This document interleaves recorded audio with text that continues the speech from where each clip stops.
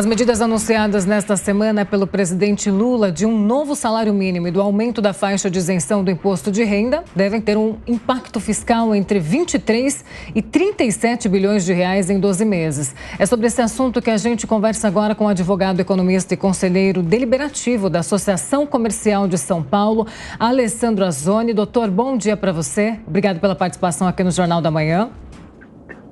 Bom dia, Flávia. Bom dia, Daniel. Sempre um prazer estar com vocês da Jovem Pan. Doutor, queria saber de você qual a sua análise sobre essa proposta e qual que é o impacto que esse valor poderia gerar aqui no orçamento do Brasil.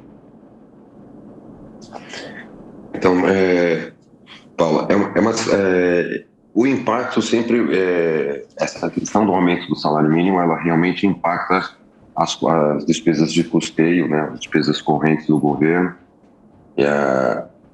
É um impacto realmente na parte de gasto. Agora, na parte de isenção do IR, é uma questão de perda de arrecadação. Nesse caso, era necessário, como o primeiro ponto é necessário, a tabela do IR está congelada desde 2015, e está congelada desde 2015, então praticamente teve uma desatualização muito grande. Então, quer dizer, até quem ganhava até 2 salários mínimos estava sendo tributado nessa base, uma vez que você tinha as correções mensais, anuais de dissídios, e ela praticamente elevou os salários, mas não por uma questão de ganhos reais, mas sim por uma simples correção inflacionária, e acabou sendo tributado. Então, o governo passado, né, principalmente, não fez nenhum reajuste nesse sentido, porque ele também tinha uma questão de desequilíbrio fiscal e praticamente impactaria diretamente nas contas públicas, né? Então,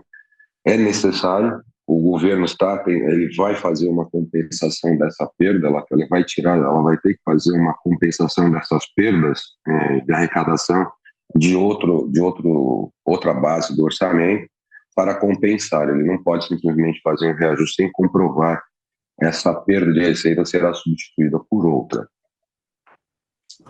Agora, doutor, a gente tem observado que não somente as propostas do governo em relação ao imposto de renda e esse aumento do salário mínimo, mas também o governo federal já tem feito anúncios em pouco menos de 2 meses de gestão de reajuste em outras áreas, né? Nessa semana que passou, nós pudemos observar também anúncios do governo federal em relação às bolsas de estudo da CAPES e do CNPq. Tem essa sinalização do aumento do salário mínimo, esse aumento da faixa de isenção do imposto de renda e várias outras medidas que vão custar recursos, irão onerar os cofres do governo. Como o senhor tem observado esses esforços do governo para anunciar esses aumentos? Mas se a gente olhar um pouco para trás, no final do ano passado, os esforços daqueles parlamentares que já atuavam a favor deste governo na aprovação da PEC Fura-Teto, certamente irá faltar dinheiro. Como fazer essa compensação? Você acha que, no final das contas, o aumento de impostos será algo real? Certamente a gente vai ter que passar por isso? O contribuinte acabará pagando essa conta? Daniel, essa é uma conta que todo mundo faz, né? Então, aumentou despesas, vamos criar mais impostos. Isso poderia ser uma opção para o governo, sim.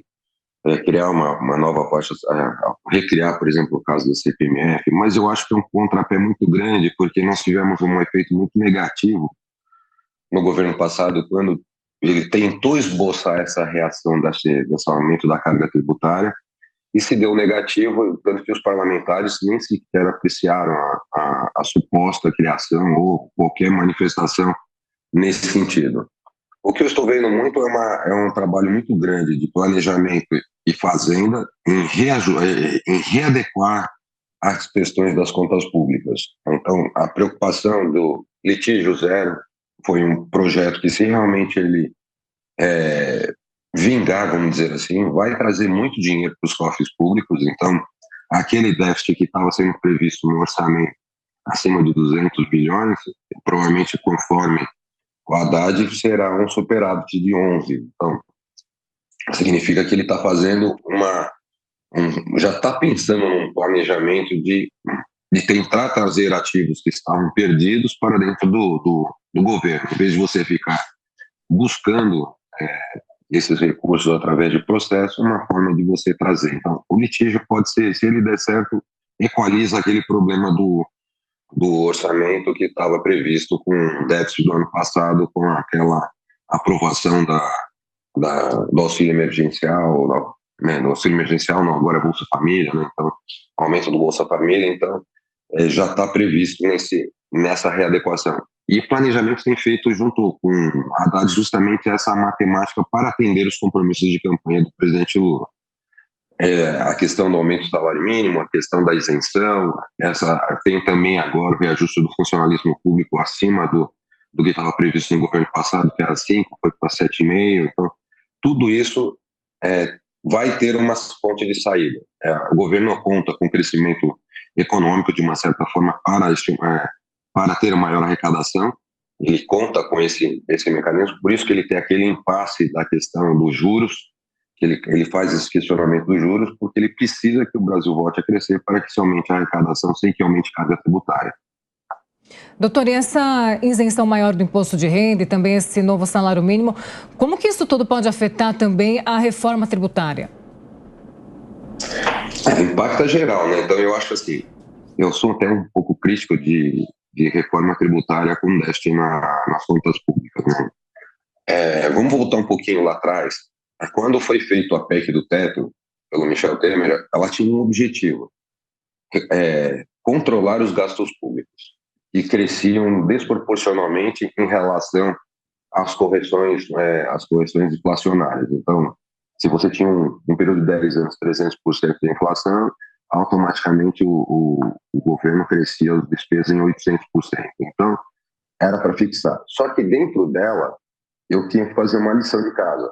Reforma da Previdência, reforma administrativa, e aí sim eu iria para uma reforma tributária. Por quê? Eu já adequei minha casa, eu fixei quanto eu vou gastar e como vou aumentar meus gastos. Já redesenhei a Previdência Social, que era que me dava um grande problema. Fiz uma reforma administrativa que eu praticamente reenquadrei meu governo. E em seguida eu faço uma reforma tributária para desonerar o setor econômico. Esse era o cenário que estava sendo desenhado lá atrás.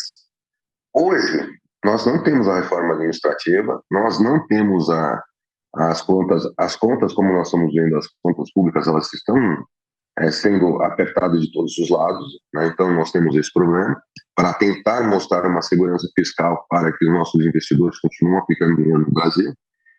E falar de reforma tributária, nesse momento, eu vou estar trabalhando justamente numa simplificação ou igualando a questão tributária, mas simplificando, ou até aumentando alguns tributos, aumentando alguma carga tributária para alguns dos setores. E o que eu tenho visto é parte de serviço. Então, desde que foi apresentado as propostas tributárias, o setor de serviços é o que está sendo mais onerado. Então, eu acho assim, discutir reforma tributária com déficit público, eu acho que ela é um pouco delicado e deve impactar sim.